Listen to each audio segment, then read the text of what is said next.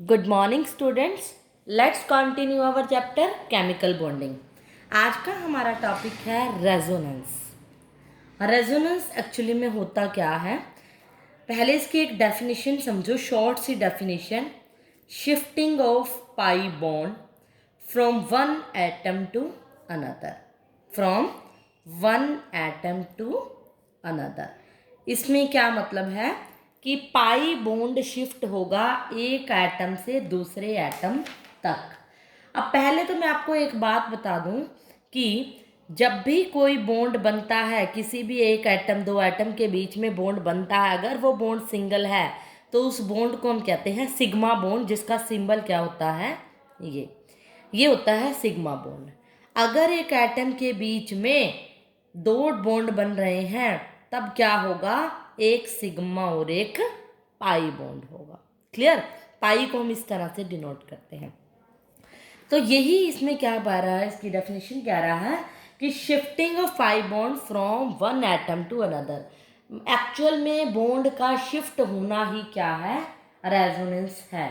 Resonance का मतलब होता है किसी भी एटम के, किसी भी मॉलिक्यूल के पॉसिबल कंट्रीब्यूटिंग स्ट्रक्चर्स कितने बनते हैं बाय शिफ्टिंग इलेक्ट्रॉन। एक्चुअल में वो क्या होते हैं, पाई बॉन्ड के इलेक्ट्रॉन शिफ्ट होते हैं। जैसे मैंने आपको बताया भाई, एक बॉन्ड के अंदर कितने इलेक्ट्रॉन होते हैं, दो। कोई भी बॉन्ड है, चाहे दो डॉट्स को मिलाएंगे तो एक लाइन बनती है, और एक लाइन यहाँ पर बॉन्ड कहते हैं। इसीलिए एक बॉन्ड के अंदर दो इलेक्ट्रॉन है, जब वो इलेक्ट्रॉन एक जगह से दूसरी जगह तक चले जाएंगे तब वो क्या बनाते हैं, शिफ्ट करते हैं अपने बॉन्ड को, यानी अपने इलेक्ट्रॉन को। और इस तरह कई पॉसिबल स्ट्रक्चर बनाते हैं, जो कि मैं आपको एक एग्जांपल से एक्सप्लेन करती हूँ, फिर आपको अच्छे से क्लियर होगा। मान लो मैंने कोई एग्जांपल लिया, ओजोन मॉलिक्यूल का एक स्ट्रक्चर है, उसका मैंने, मुझे क्या पता होना चाहिए पहले, स्ट्रक्चर। ओजोन मतलब O3, ऐसा इसका स्ट्रक्चर होता है। लुईस स्ट्रक्चर मैं आपको बता चुकी हूँ, आप खुद से बनाओगे। जब आप इस तरह से करोगे, इसके वैलेंस शेल में कितने इलेक्ट्रॉन होते हैं ऑक्सीजन के, 6 इलेक्ट्रॉन है।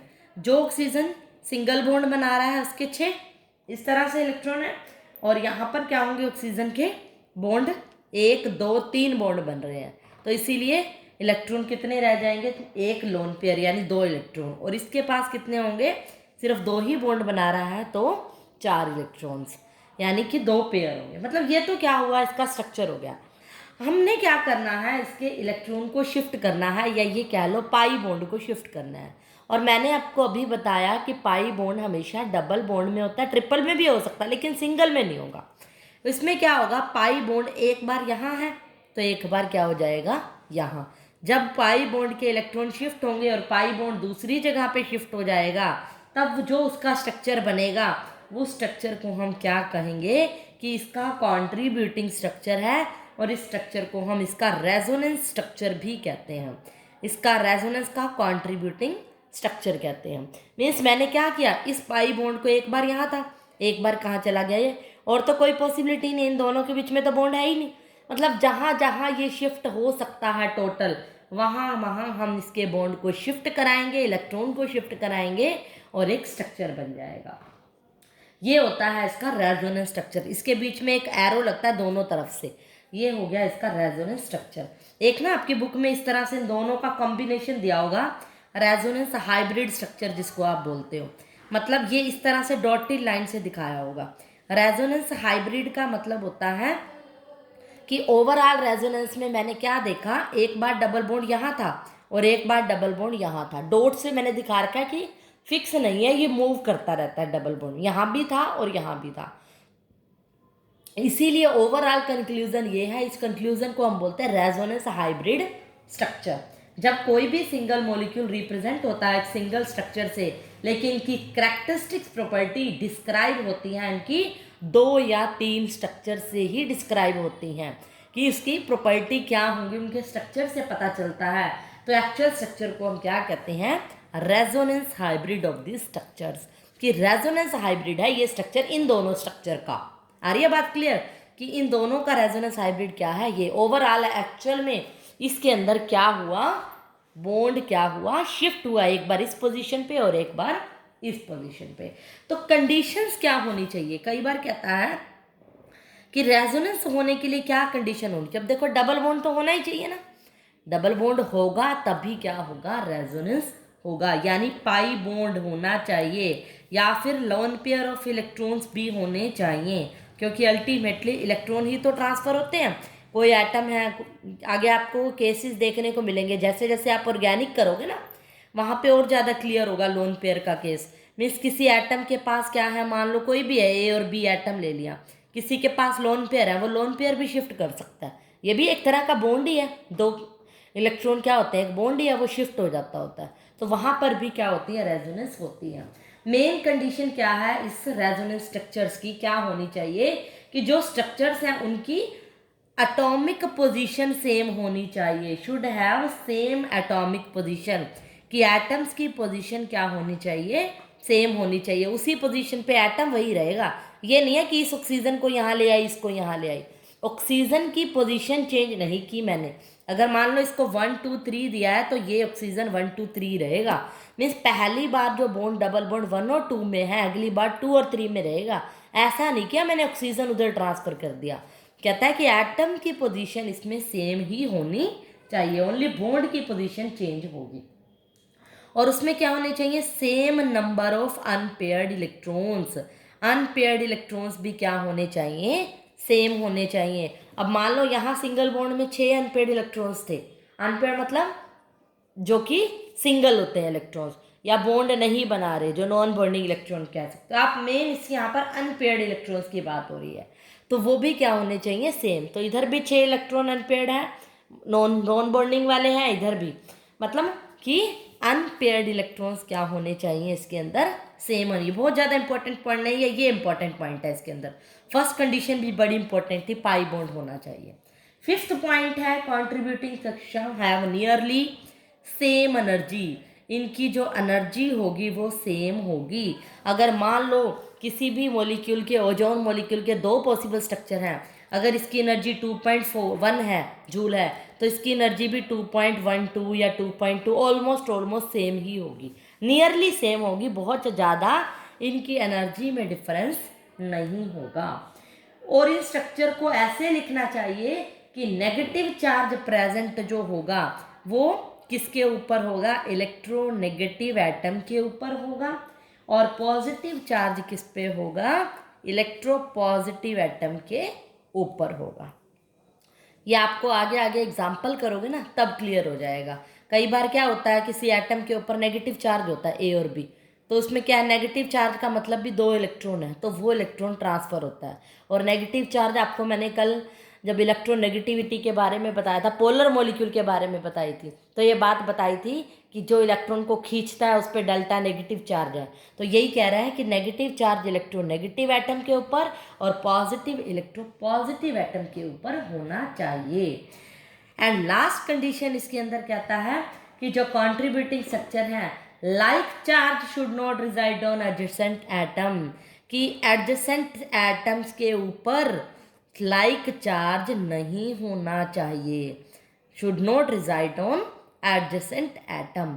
एडजेसेंट का मतलब होता है साथ वाले एटम, कि अगर इस एटम पे नेगेटिव चार्ज है तो इस एटम पे, उसके एडजेसेंट एटम पे नेगेटिव सेम चार्ज नहीं होना चाहिए। अगर इस पे नेगेटिव है तो इस पे नेगेटिव नहीं होना चाहिए, अपोजिट होना चाहिए या कुछ भी नहीं होना चाहिए।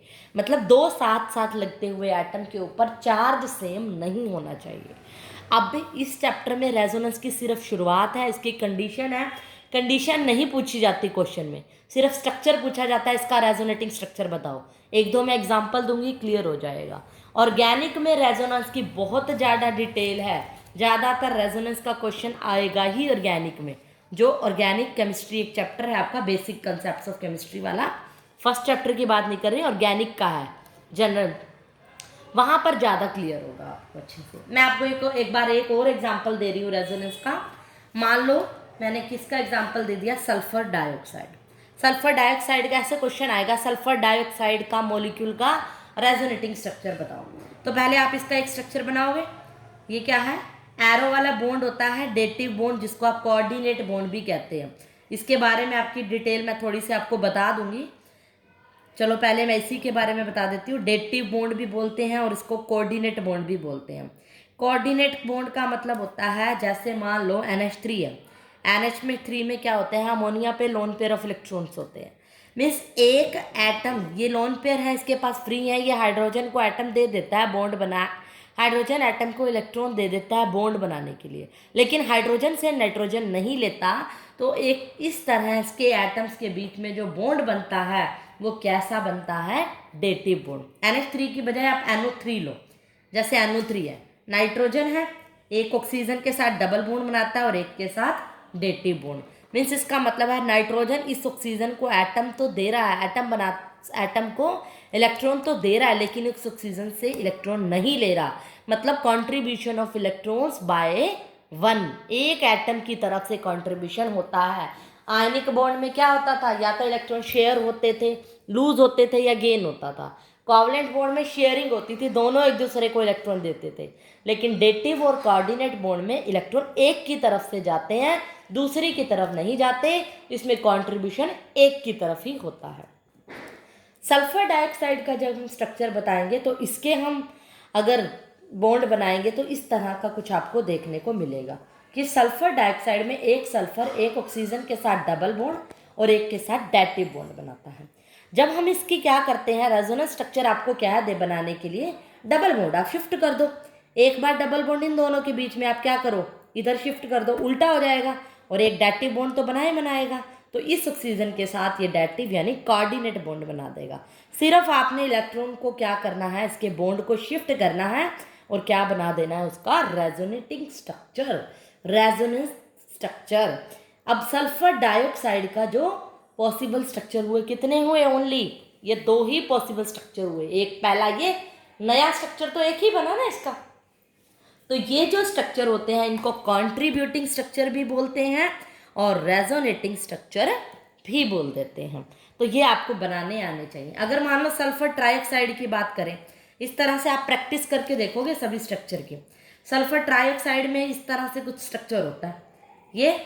ये आप 2-4 से स्ट्रक्चर आप अगर आप पेपर में टाइम वेस्ट ना करना चाहें तो आप याद भी कर सकते हैं कि ऐसा कुछ स्ट्रक्चर होता है, क्योंकि वही कॉमन से एग्जाम्पल ही आपको देखने के मिलते हैं।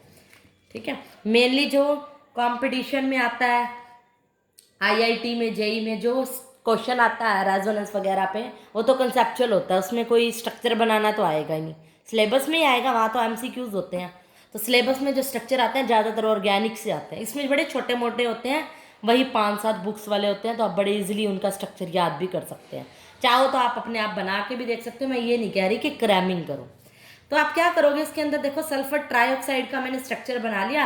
आपको पता है बॉन्ड शिफ्ट करना है, डबल बॉन्ड शिफ्ट करेगा, एक बार डबल बॉन्ड को यहाँ ले आओ, एक बार यहाँ ले आओ, शिफ्टिंग ही तो है। अगर एक बार बॉन्ड डबल बॉन्ड यहाँ बनता है तो स्ट्रक्चर कैसा होगा, तो इसके साथ शिफ्ट हुआ तो ये डेटिव बॉन्ड यहाँ चला जाएगा, ऑक्सीजन यहाँ आ जाएगा। लोन पे लगा लेना, डेटिव बॉन्ड के साथ कितने थे, 6 इलेक्ट्रॉन थे, तो ये 6 इलेक्ट्रॉन लगा लो। डबल बॉन्ड के साथ 4 थे, 4 लग जाएंगे, ये रह जाएगा एज इट इज़, इस पर कोई फर्क नहीं पड़ा। और कौन सा पॉसिबल स्ट्रक्चर होगा इसका, अब एक बार डबल बॉन्ड यहाँ आ गया, एक बार यहाँ बना दो, एक बार डबल बॉन्ड यहाँ बनेगा और बाकी दोनों के साथ कौन सा रहेगा, कोऑर्डिनेट बॉन्ड। इसके इलेक्ट्रॉन आप लगा सकते हो, ये 6 इलेक्ट्रॉन यहाँ लग जाएंगे और 6 इलेक्ट्रॉन ही यहाँ लग जाएंगे। तो यहाँ पर 3 पॉसिबल रेजोनेटिंग स्ट्रक्चर हो गए, या फिर इसको क्या लो कॉन्ट्रीब्यूटिंग स्ट्रक्चर हो गए हैं। तो ये था रेजोनेंस का कंसेप्ट। अब आप carbon monoxide, NO2 negative, NO3 negative, CO3 2 negative, इनके स्ट्रक्चर आप बनाओगे, नोट्स में भी बना लोगे फेयर में, ताकि आपको याद भी रह जाए, आपकी प्रैक्टिस भी हो जाए। रफ में प्रैक्टिस करोगे, इससे अच्छा फेयर में नोट्स भी बना लोगे। उसके बाद जो हमारा टॉपिक आता है वो है रेजोनेंस एनर्जी का। रेजोनेंस एनर्जी पे भी कोई बहुत ज़्यादा इंपॉर्टेंट नहीं है, कोई एग्ज़ाम में क्वेश्चन इस पर डायरेक्ट नहीं आता, जस्ट इसके बारे में नॉलेज होनी चाहिए। इसे डायरेक्ट बता देती हूँ बड़े शॉर्ट सी में, कोई बहुत ज़्यादा एक्सप्लेनेशन नहीं है। मान लो कोई एक ग्राफ सा बना रहे हैं, मान लो मैंने एक एनर्जी के बीच में ग्राफ प्लॉट किया है, रेजोनेंस एनर्जी मैंने बनाई है कि मान लो कोई भी एटम है उसकी एनर्जी पहले E0। ग्राफ का मतलब ये नहीं है कि 2 एटम के बीच में कि 2 इसमें फंक्शन होंगे, मीन्स मैं एनर्जी को प्लॉट कर रही हूँ। मान लो किसी एटम की एनर्जी पहले E0 थी, फिर उसकी एनर्जी मान ली मैंने, ये मान ली एनर्जी, ये कोई भी एनर्जी है E1, ये E2, कोई भी ज़्यादा हो सकती है, कोई भी कम हो सकता है, ये E3 हो।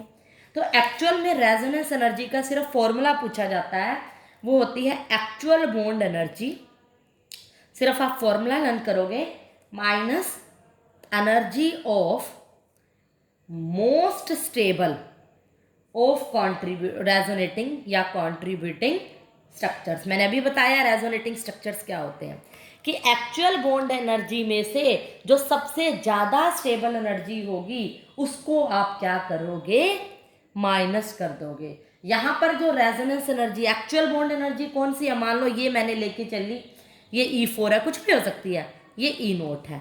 और आपको मैं एक बात बता दूं, जो ग्राफ में सबसे नीचे एनर्जी होती है, मतलब लोवेस्ट पे होती है, वो कौन सी होती है, मोस्ट स्टेबल एनर्जी होती है। तो इसमें सारों में सबसे स्टेबल ये है, एक्चुअल E0 है, ये E4 है, मान लो ये E0 है, इन दोनों को, इनके बीच की एनर्जी को बोलेंगे RE, यानी रेजोनेंस एनर्जी। जो सबसे ज़्यादा स्टेबल होगी उस एनर्जी का और एक्चुअल बॉन्ड एनर्जी का डिफरेंस जो होता है वो क्या होता है, रेजोनेंस एनर्जी। तो कई बार रेजोनेंस, मैंने कहा था ना कि कुछ कंट्रीब्यूटिंग स्ट्रक्चर होंगे तो उनकी रेजोनेटिंग एनर्जी क्या होगी, ऑलमोस्ट सेम होगी, बट थोड़ा थोड़ा डिफरेंस होगा। उन एनर्जी में डिफरेंस जो होगा, जो सबसे ज़्यादा स्टेबल एनर्जी होगी उसका एक्चुअल बॉन्ड एनर्जी से डिफरेंस करोगे तो वो क्या होगी, रेजोनेंस एनर्जी। हमने आपको ये बता दिया है, अभी कंडीशंस बताई थी, उसके बाद कई बार पूछ लेता है करैक्टरिस्टिक्स क्या होती हैं रेजोनेंस की, रेजोनेंस की प्रॉपर्टीज क्या क्या होती हैं। एक्चुअल में क्या होता है, जो ये रेजोनेटिंग स्ट्रक्चर्स बनाए हैं, कॉन्ट्रीब्यूटिंग स्ट्रक्चर्स, हमने इतने सारे स्ट्रक्चर्स जो बनाए हैं, ये क्या स्ट्रक्चर्स कहते होते हैं, do not have real structures. ये क्या है, रियल स्ट्रक्चर्स नहीं होते, ये इमेजिनरी स्ट्रक्चर है। एक्चुअल में हम एक ही स्ट्रक्चर इसका रियल होता है, ये तो मैंने अपनी तरफ से बॉन्ड को शिफ्ट कर दिया, लेकिन ये जो सारे स्ट्रक्चर होते हैं काल्पनिक होते हैं, रियल नहीं होते, इमेजिनरी स्ट्रक्चर होते हैं। ओनली द रेजोनेंस जो हाइब्रिड होता है, मैंने बताया था ना एक रेजोनेंस हाइब्रिड होता है, वही रियल एग्जिस्टेंस होती है। मीन्स एक्चुअल में जैसे ये है O3 मॉलिक्यूल का, ये सारे क्या है, इमेजिनरी है, माना है, पहले मैंने यहाँ शिफ्ट कर लिया, ये यहाँ। रियल स्ट्रक्चर कौन सा है, ये एक्चुअल में स्ट्रक्चर पोजीशन हाल क्या हुआ ओजोन का, कभी मॉलिक्यूल का के जो बॉन्ड है, इलेक्ट्रॉन है, यहाँ ट्रांसफर हो गए, कभी यहाँ। एक्चुअल में ये स्ट्रक्चर कौन सा होता है, रियल रेजोनेंस हाइब्रिड, जो असलियत को बताता है कि इसके एटम के साथ क्या क्या हुआ। ये इसकी करैक्टरिस्टिक्स है। सेकेंड करैक्टरिस्टिक्स है, रेजोनेंस की वजह से जो बॉन्ड लेंथ होती है रेजोनेंस स्ट्रक्चर्स के अंदर, Bl बॉन्ड लेंथ को लिख रही हूँ, जो बॉन्ड लेंथ होती है स्ट्रक्चर्स के अंदर वो क्या होती है, बिल्कुल सेम होती है, इक्वल होती है। स्ट्रक्चर्स की लेंथ के बीच में डिफरेंस नहीं आता। सभी O3 मॉलिक्यूल के अंदर O और O के बीच की जो लेंथ होगी वो क्या होगी, इक्वल होगी। थर्ड जो पॉइंट है कि रेजोनेंस जो हाइब्रिड होता है, रेजोनेंस हाइब्रिड अभी बताया है मैंने, जो रेजोनेंस हाइब्रिड स्ट्रक्चर होता है हैज़ लोअर एनर्जी, उसकी एनर्जी क्या होती है, कम होती है। और हमें पता है जिसकी एनर्जी कम होती है उसकी स्टेबिलिटी क्या होती है, ज़्यादा, and greater stability than other contributing structure. जो रेजोनेंस हाइब्रिड असली जो स्ट्रक्चर होता है उसकी एनर्जी सबसे कम होती है लेकिन स्टेबल सबसे ज़्यादा होता है। ये पॉइंट्स हैं, कुछ करेक्टरिस्टिक्स हैं। कई बार इसमें क्वेश्चन एक आधा नंबर में पूछ भी लेता है, बट बहुत ज़्यादा इंपॉर्टेंट नहीं है। मैं आपको बता चुकी हूँ, रेजोनेंस पे क्वेश्चन आता है उसके स्ट्रक्चर ड्रॉ करने पे, उसकी प्रैक्टिस कीजिएगा। नेक्स्ट पॉइंट है ग्रेटर द रेजोनेंस। अगर किसी का रेजोनेंस क्या है, ज़्यादा है, और रेजोनेंस एनर्जी ज़्यादा है, तो उसकी स्टेबिलिटी भी क्या होगी, ज़्यादा। कि अगर किसी की एनर्जी ज़्यादा है तो उसकी स्टेबिलिटी भी क्या होगी, ज़्यादा होगी। Is that clear. Next point है, जो कंसेप्ट है रेजोनेंस का वो क्या है, एक थ्योरेटिकल कंसेप्ट है। हमने अपनी थ्योरी में इसको बनाया है, इलेक्ट्रॉन को शिफ्ट किया। कोई भी एक्सपेरिमेंट नहीं कहता कि हम किसी भी इलेक्ट्रॉन को ऐसे शिफ्ट करेंगे, ये क्या हुआ, इसीलिए एक थ्योरेटिकल कंसेप्ट हुआ, एक्सपेरिमेंटल कंसेप्ट नहीं है। नेक्स्ट जो टॉपिक आता है हमारा पोलैरिटी ऑफ बॉन्ड्स के ऊपर आता है। आप पहले एक बार इसकी डेफिनेशन खुद से रिवाइज कीजिएगा, जैसे मैंने आपको कल बताया था पोलर मॉलिक्यूल के, पिछली वीडियो में मैं ये बात बता चुकी हूँ कि अगर तो कोई एटम है, कोई ज़्यादा इलेक्ट्रोनेगेटिव होगा, अपनी तरफ इलेक्ट्रॉन को खींचेगा तो डेल्टा नेगेटिव, और दूसरे पे डेल्टा पॉजिटिव चार्ज आएगा, इस तरह के मॉलिक्यूल को जिनके ऊपर दो एंड, एक पॉजिटिव और एक नेगेटिव हो, इस तरह के मॉलिक्यूल को हम पोलर मॉलिक्यूल बोलते हैं। और ये सब क्या होती है, उसकी पोलैरिटी, इसको हम बोलते हैं पोलैरिटी। और ये बात हमें पता होनी चाहिए। और अगर कोई दो मॉलिक्यूल है, अपोजिट चार्ज है, एक पे प्लस और एक पे माइनस, जैसे H पे पॉजिटिव, Cl पे नेगेटिव, तो इन तरह के मॉलिक्यूल्स को तो पोलर मॉलिक्यूल कहते हैं। और इनके बीच में बनने वाले बॉन्ड को हम क्या कहते हैं, पोलर कोवलेंट बॉन्ड। ये बॉन्ड कौन सा होता है, पोलर कोवलेंट बॉन्ड। एक ऐसी वो होती है, यूनिट होती है एक, या फिर ये कह लो एक क्वांटिटी होती है, जिससे हम इसके बीच की पोलैरिटी को डिफाइन कर सकते हैं। इससे पहले मैं आपको एक बात बता दूं कि अगर मान लो इसके कोई दो एटम है, मान लो उनकी इलेक्ट्रोनेगेटिविटी का डिफरेंस ज़्यादा है। अब देखो क्लोरीन क्या है, बहुत ज़्यादा हाईली इलेक्ट्रोनेगेटिव है। ये मैंने बात आपको बताई थी, थर्ड यूनिट में एक ट्रिक दी थी, फोन क्लीबर ISCH, याद है, जिससे मैंने बताया था ISPH में हाइड्रोजन की और इसकी क्लोरीन की इलेक्ट्रोनेगेटिविटी में कितना डिफरेंस है, सबसे लास्ट में जा रही है, क्लोरीन की ज़्यादा है। अगर कोई दो एटम है, उनके बीच का इलेक्ट्रोनेगेटिविटी का जो डिफरेंस है वो ज़्यादा है, तो ये बात ध्यान रखना, तो उनके बीच में जो पोलैरिटी होगी वो भी क्या होगी, ज़्यादा होगी। इसका मतलब पोलैरिटी को भी हम बताते हैं इलेक्ट्रोनेगेटिविटी के डिफरेंस से, क्योंकि इससे पोलर कोवलेंट बॉन्ड का पता चलता है, पोलर मॉलिक्यूल्स का पता चलता है। अगली जो टर्म आती है वो है हमारी डाइपोल मोमेंट, जो कि इसी से ही रिलेटेड है। डाइपोल मोमेंट हमेशा हम पोलर मॉलिक्यूल्स का ही निकालते हैं। मान लो ए मॉलिक्यूल है, इस पर delta positive plus Q charge है, बी मॉलिक्यूल के ऊपर माइनस क्यू चार्ज है। ये दोनों एक दूसरे से 2 मीटर डिस्टेंस पे, या डी मीटर, जनरल बात करें डी मीटर के डिस्टेंस पे पड़े हैं।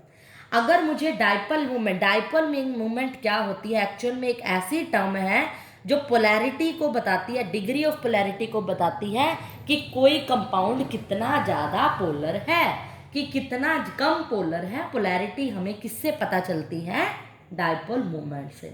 डाइपोल मोमेंट को हम म्यू से, यू को आप टेढ़ा बनाओगे, इसका सिंबल है ऐसे, और इसका फॉर्मूला होता है Q into D. Q is charge and D is distance between two charges, दोनों चार्ज के बीच का डिस्टेंस। अगर मुझे इन चार्जेस की वैल्यू 4 कूलम दी हुई है, ये 4 है, ये -4, और डिस्टेंस क्या दिया, 2 मीटर की दूरी पे है, तो 4 इंटू 8 क्या हो जाएगा, इसका डाइपोल मोमेंट।